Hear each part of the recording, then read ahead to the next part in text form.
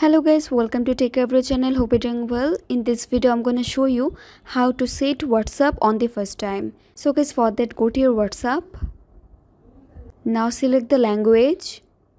Now tap on agree and continue. Now here you have to select your country, and after that you have to enter here your phone number. And after entering your phone number, just tap on next. Then you have to set here your WhatsApp name.